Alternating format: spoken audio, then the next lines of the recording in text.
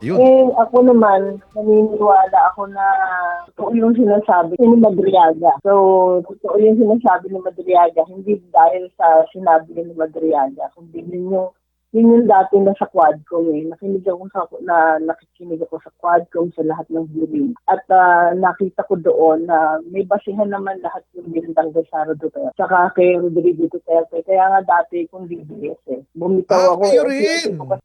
ako yung babaeng tagumalolo. Kaya naman ako moto dyan dahil ayaw ko na sa bilawan. Duterte talaga yung tapos akala ko totoanan yung drug war. Tapos habang sumusulong yung drug war, ako na parang hindi na totoo, parang meron nang nangyayaring kakaiba. Right. Hanggang sa dumating yung sa China, yun yung aking yun yung turning point ko na hindi na totoo si Duterte kasi pro-China siya masyado. Parang ibibenta na niya yun. Then dumating nga yung ilang exposure, ilang yung Quadcom. Pinakinggan ko yung mabuti, nag-research ako din doon. So nakita ko na talagang may magdala siya nangyayari. Lalo nung pumutok yung confidential pa. Right. So sa akin kasi hindi dahil doon sa sinabi ni Madriaga. Kaya ako naniniwala kundi dahil doon sa nag-jive naman yung sinasabi niya.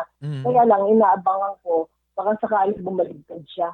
Baka yan na lang yan yung huli nilang baraha. Oo, correct. Actually.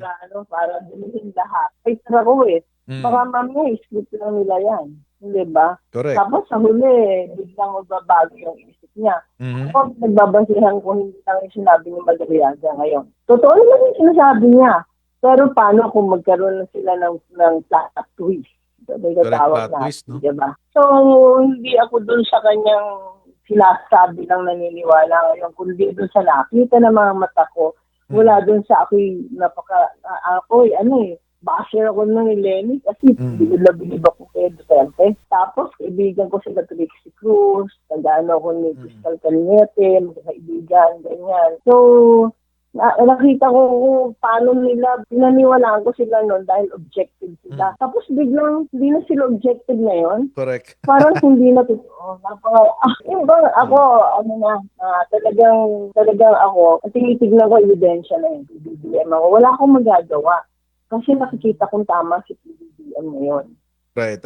Hanggang ngayon, tinitignan ko kung ano yung ginagawa niya. Ako, anti-Marcos ako noon. So, nakabataan ko, aktivista ako. Pero, nung ko nakita, kaya nga yung dilaw. Kasi nga, nakita ko nung nag-isip ko, sayang lahat yung pagod namin sa EDSA. So, tapos heto na naman, naliwala naman ako kay Duterte. Tapos naman, sa mga mata ko, nakikita ko na mali yung pinaniwalaan ko. Pati yung mga nakasama ko, madalang mga kaibigan ko natira Kasi BBS yung lahat ng kaibigan ko. Lahat ng kaibigan ko tumalikod sa akin. Ganun ba? Kaya ako, tinitingnan ko, yung napakagaling nila sa propaganda. Ang nakita ko lang.